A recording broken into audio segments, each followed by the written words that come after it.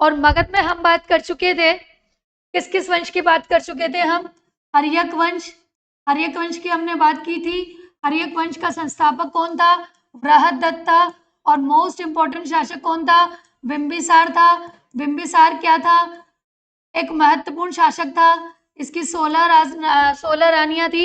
इसने राजनीति में वैवाहिक संबंधों पर जोर दिया। इसका राजवेद जीवक था, जिन्होंने एमपी के मालवा के अवंतिका के राजा चंद प्रडोट के दरबार में भेजा और उन्हें सही किया। इसकी हत्या इसके पुत्र अजातशत्रु ने की। और अगला शासक कौन था? अजातशत्रु। अजातशत्रु इसका वास्तविक नाम या दूसरा नाम था कुणिक। इसके सेना में 2 विशेष प्रकार के हथियार थे। एक का नाम था महाशिला कंटक और एक का नाम था रथ मूसल।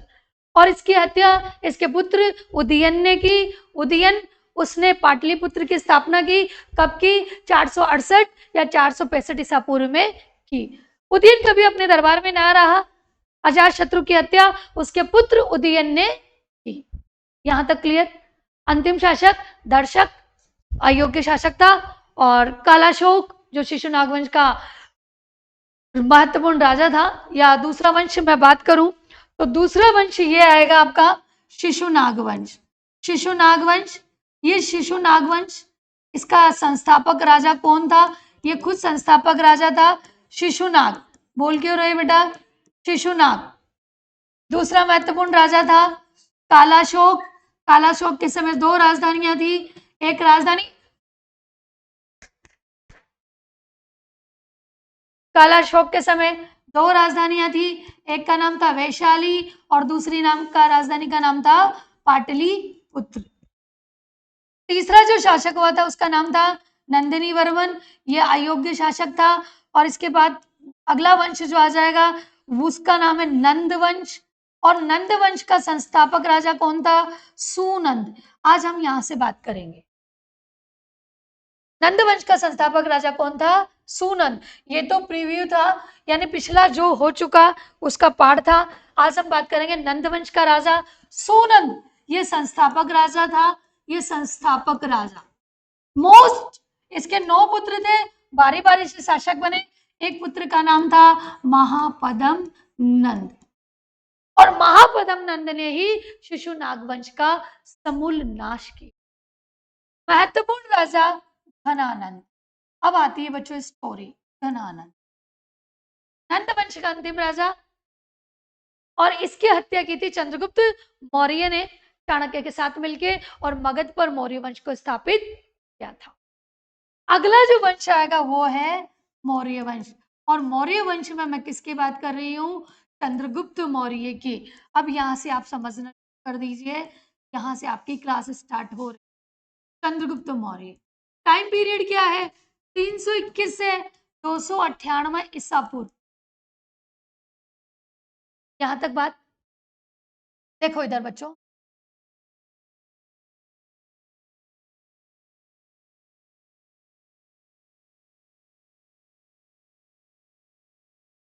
मगध राजवंश कहां था? ये मगध राजवंश, ये मालवा तक, अवंतिका तक फैला हुआ था मगध राजवंश। अंतिम नंद राजा कौन था? नंद वंश का राजा ये था घनानंद। कौन था? तक्षशिला। ये तक्षशिला, तक्षशिला के एक टीचर थे जिनका नाम था चाणक्य। और चाणक्य किसका बेटा था? चाणक्य बेटा था गुणी का। गुणी का बेटा था चाणक्य। चाणक्य को पता चला कि सिकंदर का आक्रमण होने वाला है। ये सिकंदर के आक्रमण को बचाने के लिए ये चाणक्य गया घनानंद के पास। घनानंद कौन था? नंद वंश का अंतिम अभिमानी, अहंकारी, अयोग्य, अय्याश, मुजरा करने वाला। ये सुबह से बैठा इसके पास गया, राजा मुझे आपसे मिलना, राजा मुझे आपसे मिलना है, आप पर आक्रमण होने वाला है, देश पर आक्रमण होने वाला है। ये कह रहा, या अय्याश शासक मुजरामा गाने देख रहा? कौन से गाने? डोला रे डोला रे डोला, गाने मुजरा चल रहा, तेरा नैन वैन सब वहां अंदर गाने चल रहे बढ़िया बढ़िया। और नाचरी वहां पर दो जो चार चार अफसर आए, बीच में ये शैंपेन और वाइन की बोतल खोल के बैठा, नशे में धुत। ब्राह्मण इसके पास गया क्योंकि पीछे का रिटर्न टिकट भी था उसके पास, उसको वापस लौटना भी था। कहाँ लौटना था? तक्षशिला। हो गए, ए राजा, ए राजा, राजा। राजा ने उसको ऐसे घुमाया और घुमा के पटक दिया लात मार के, और ब्राह्मण की क्या हो गया? चोटी खुल गई। उस समय ब्राह्मण की चोटी खुलना सबसे बड़ा अपमान था। ब्राह्मण वहां से निकल गया बड़बड़ाता हुआ, जितनी टाइप की गालियां आती है ना वो गालियां निकालता हुआ वहां से निकल गया। रास्ते में क्या हुआ? रास्ते में जब यहां से निकला तो इसको कौन मिला? इसको मिला एक शिकारी।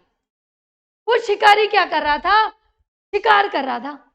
शिकारी शिकार कर रहा था, और जब बच्चे शिकार को पकड़ते तो वो उनको भोजन देता, अन्यथा नहीं देता। चाणक्य ने शिकारी से बोला, मैं तेरे को दूंगा कुछ मुद्रा, क्या तुम मुझे ये बच्चे बेचोगे? क्या तुम मुझे ये बच्चे बेचोगे? कि अगर ये शिकार इस बच्चे ने पकड़ लिया, मैं इस दिन को 10 दिन का खाना दूंगा और मैं बच्चा भी तुम्हें दे दूंगा।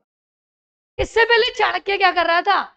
एक राजमहल टाइप व्यवस्था लगा के बैठा था, जिसे कहा जाता है राजकीलक, और वो बच्चों में राजा बनकर न्याय कर रहा था। चाणक्य को इसको चतुराई बड़ी पसंद, इसको खरीदने का मन बना। शिकारी ने शिकार मारा, शिकार धरती पर गिरता गिरता क्या, पर्वत पहाड़ नदियां ऐसे कूदता कूदता कूदता शिकार पकड़ लिया चंद्रगुप्त।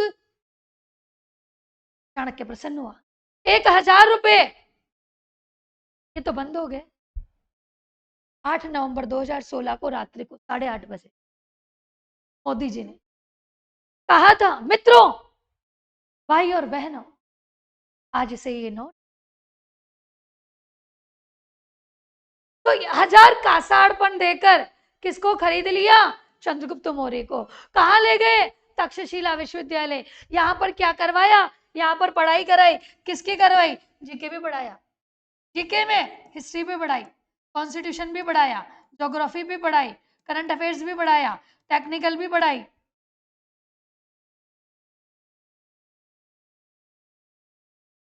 मैथमेटिक्स भी पढ़ाई और रीजनिंग भी पढ़ाई, और जितनी भी अन्य विधियां थी उस समय पारंगत किया। किसको? गुप्त मौर्य को। फिर लो, ये चंद्रगुप्त मौर्य।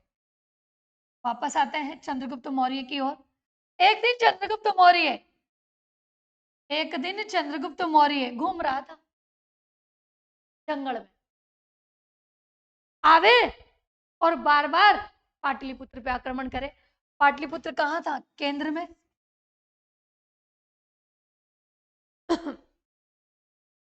कहां पर आक्रमण किया? पाटलिपुत्र में। पाटलिपुत्र पे आक्रमण करो, जीते ही नहीं। घूमता घूमता जंगल में चला गया, और जंगल में गया तो क्या किया? भूख लग रही थी। देखो जंगल में अपन भी घर से जाएंगे, रोटियां मिल जाए डायरेक्ट बनी बनाई तो अच्छा लगता है। जंगल में गया, भूख लग रही थी। चाणक्य और चंद्रगुप्त मौर्य एक बुढ़िया के घर में अग्नि जलती हुई दिखाएगी। उस घर में दरवाजा खटखटा और वहां जाकर बोला। उस समय अतिथि देवो भव, अतिथि सबसे बड़ा भगवान। आज तो कोई मेहमान आता है ना, हम उसके गेट बंद कर लेते हैं, निकल जा, रुपये पाव का दूध। उस समय अतिथि देवो भव आया, हांडी में खीर चढ़ी हुई थी, खीर नीचे उतारी, खीर नीचे उतारी। जैसे खीर हांडी की नीचे रखी, चंद्रगुप्त मौर्य ने उसमें हाथ डाल लिया। अब गरम गरम हांडी में हाथ डालोगे तो क्या होगा? हाथ चल गया। डोकरी क्या कहती है? ए तू भी क्या चंद्रगुप्त चाणक्य की तरह कर रहा है? पहले साइड साइड की जगह खा, फिर आराम से बीच की जगह खाना। किसने कहा? चाणक्य मन मन में सोचा, डोगरी आईएएस क्वालिटी की है, आईएएस ऑफिसर बन सकती है डोगरी। अब चाणक्य और चंद्रगुप्त मौर्य ने पहले परिधि की जगह को जीता और बाद में केंद्र पर आक्रमण किया और जीत गए। कब जीता? 321 ईसा पूर्व में जीत गया। और वहां पर मगध पर किसका साम्राज्य स्टार्ट हो गया? चंद्रगुप्त। अब बात करें चंद्रगुप्त मौर्य का टाइम पीरियड 298 ईसा पूर्व। चंद्रगुप्त मौर्य के पिता का नाम था नंदराज और माता का नाम था मुर्रा। क्या नाम था? माता का नाम मुर्रा। कहाँ के रहने वाले थे? ये पीपली वन के रहने वाले थे। चंद्रगुप्त मौर्य सिकंदर के खेमे में गया था लड़ाई देखने, लड़ाई देखने। वहां पर कुछ ऐसी बात हो गई, सिकंदर ने जवाब दिया और चंद्रगुप्त मौर्य ने जवाब दिया और वहां से भाग के आ गया। चाणक्य क्या कहता है? शाबाश,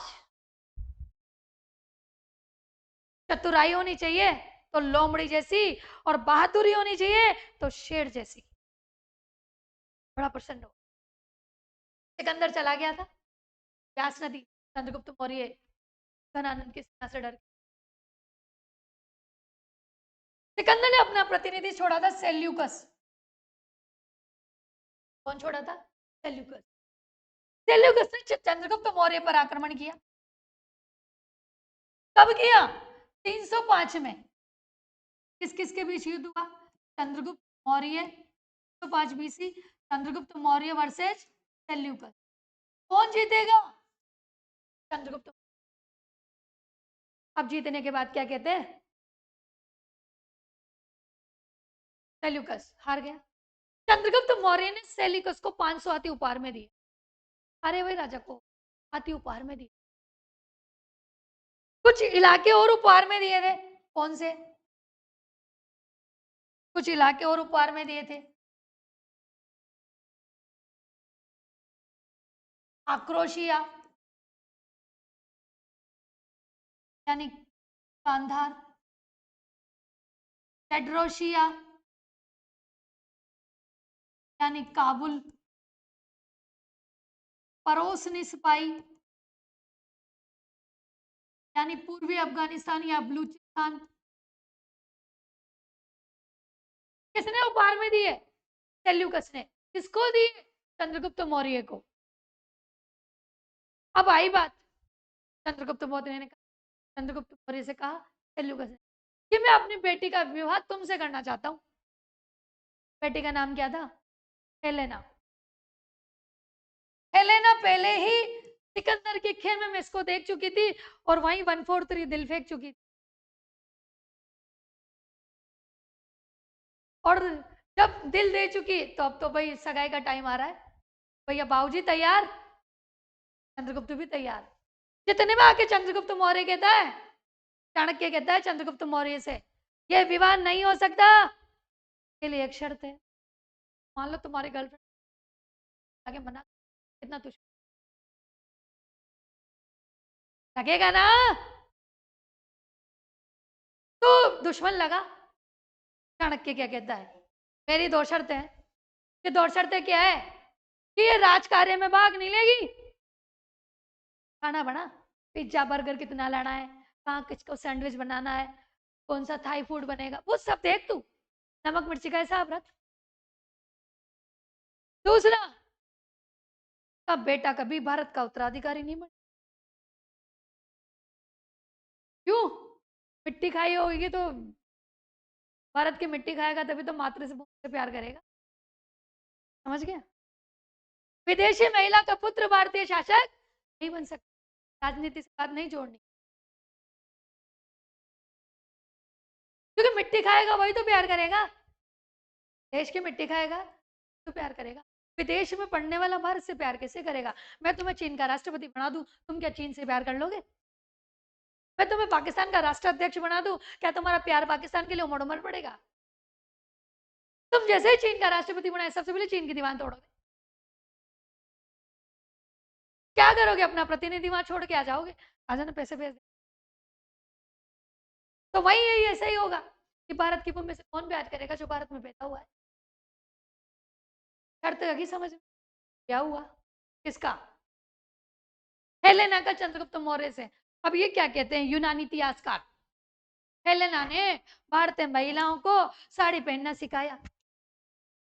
इसको पता नहीं है शायद लिखने वाले इतिहासकार को कि श्री कृष्ण जी तो पूरा था नहीं छोड़ दिया था यहाँ। गलत बोल रही हूँ क्या? श्री कृष्ण जी ने द्रौपदी की लाज बचाने के लिए साड़ी का थान खोला था कि नहीं खोला? पर हम लिखना क्या पड़ेगा? पहले नाने भारतीय महिलाओं को साड़ी पहनना लिखना ही पड़ेगा। मौर्य काल में राजा के अंगरक्षक स्त्रियां होती थी। एक ग्रंथ है, कौन सा ग्रंथ? पतंजलि। बाबा रामदेव गर्लफ्रेंड थी, तभी बन गया पतंजलि। बाबा रामदेव की गर्लफ्रेंड अंजलि, इसीलिए बन गया पतंजलि। तो पतंजलि इन्होंने लिखा महाभाष्य। पतंजलि इन्होंने लिखा महाभाष्य, और पतंजलि की महाभाष्य में पहली बार चंद्रगुप्त का नाम क्या मिलता है? चंद्रगुप्त मौर्य मिलता है। यूनानी भाषा में इसे क्या कहते हैं? यूनानी भाषा में इसे कहते हैं सेंड्रोकोटस। प्लूटार्क, प्लूटार्क ने इसे क्या कहा? एंड्रोकोटस। एंड्रो भारतीय महिलाओं को साड़ी पहन, पहली बार भारत का ऐतिहासिक सम्राट कौन है? First historical king of India. ये जो राजनीतिक सीमा का निर्धारण किया ना, ये पहली बार किसने किया? चंद्रगुप्त मौर्य ने। पहली बार अखंड भारत का निर्माण हुआ है तो चंद्रगुप्त मौर्य। अब मुझे एक बात बताओ बच्चों, हम ये बात क्यों बोलते हैं जो जीता वही सिकंदर? हम ये क्यों नहीं बोल सकते सिकंदर ने भारत के लिए क्या किया? कोई महल बनवाया, कोई मंदिर बनवाया, कोई मस्जिद बनवाई, कोई चर्च बनवाया, कोई कॉलेज बनवाया, कोई स्कूल बनवाया, क्या किया? सड़कें लगवाई, कुएं खुदवाए, तालाब बनवाए, क्या किया? जो किया चंद्रगुप्त मौर्य, अशोक और बिंदुसार बिंबिसार ने। फिर हम क्यों बोलते हैं जो जीता वही सिकंदर? जो जीता वही चंद्रगुप्त भी तो हो सकता है।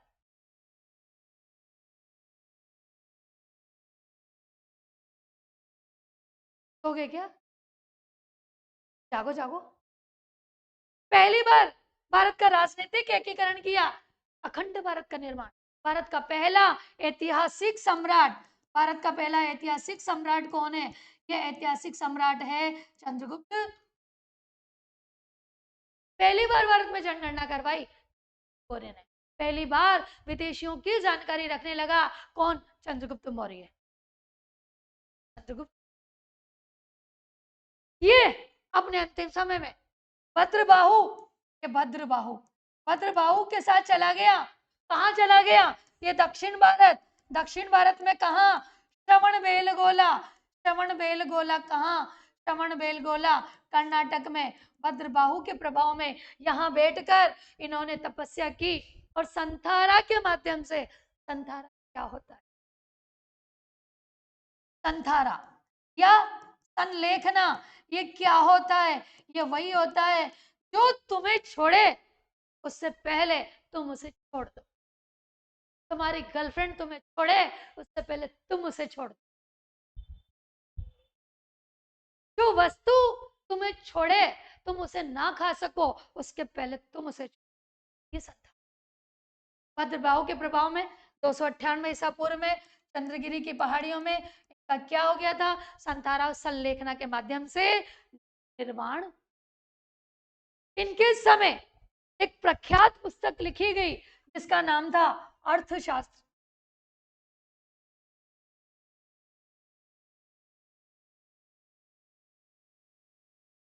अर्थशास्त्र, अर्थशास्त्र किसने लिखी? कौटिल्य ने। तीनों नाम एक ही है, कौटिल्य भी वही है जो चाणक्य है, और चाणक्य भी वही है जो विष्णु। तीनों एक ही। पर आपको अर्थशास्त्र के नीचे क्या देना है? क्योंकि वहां लिखा हुआ मिला है आज्ञा से। अब अर्थशास्त्र कौन सी भाषा में? संस्कृत। कितने भाग है? 15। कितने उपभाग हैं? 180। कितने आपके मंत्र हैं, श्लोक हैं? 6000। और अर्थशास्त्र का नाम अर्थशास्त्र क्यों रखा? राजनीति को चलाने के लिए अर्थ, पैसे की आवश्यकता होती है, इसका नाम अर्थशास्त्र। मौर्य प्रशासन का आधार अर्थशास्त्र। कौटिल्य ने कहा भारतीय लोग लिखना पढ़ना जानते थे, भारत में दास प्रथा का अभाव था, मौर्य काल में राजा की अंगरक्षक स्त्रियां होती। इतना विश्वास महिलाओं पे, तो क्यों? अरे वो विष कन्याएं हुआ करती थी, वर्तमान की विष कन्या तो जानते हो ना, विष कन्या अर्थशास्त्र।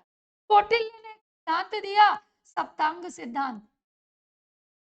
क्या सिद्धांत दिया? ओ गॉड,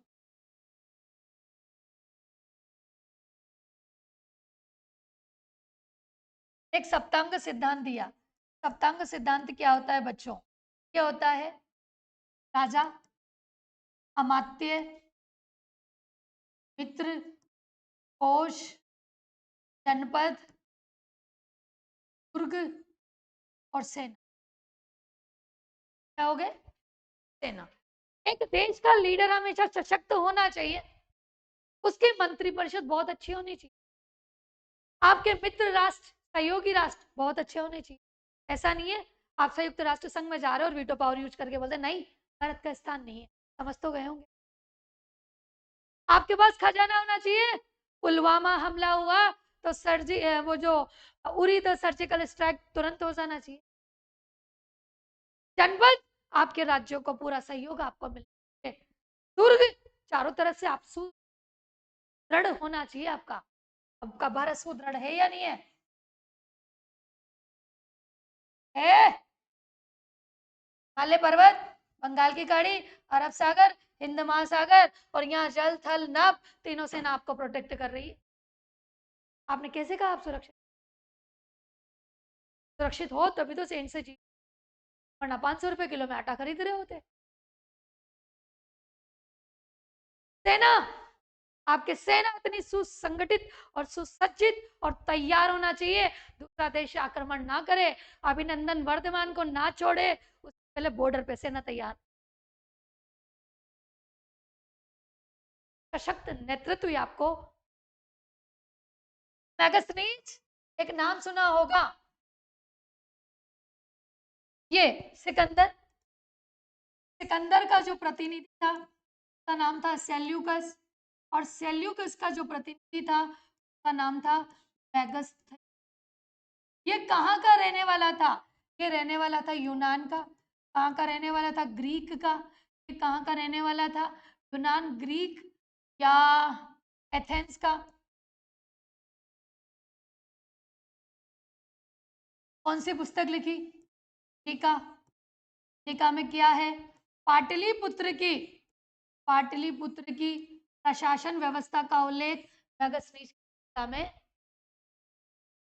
इसके लिए कितनी समितियां थी? 6 समितियां थी। प्रत्येक में कितने सदस्य थे? प्रत्येक में 5 सदस्य थे। कितने थे? 5 सदस्य थे। कौन कौन सी समिति थी? जनगणना समिति।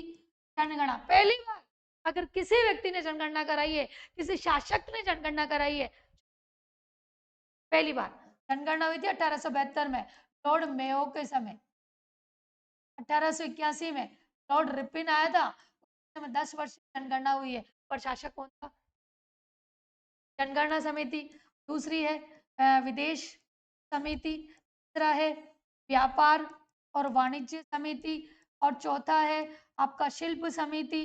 कौन सा है? शिल्प समिति। पांचवा है कर निर्धारण समिति। और पांचवा है आपका, छठा है वस्तु रक्षण,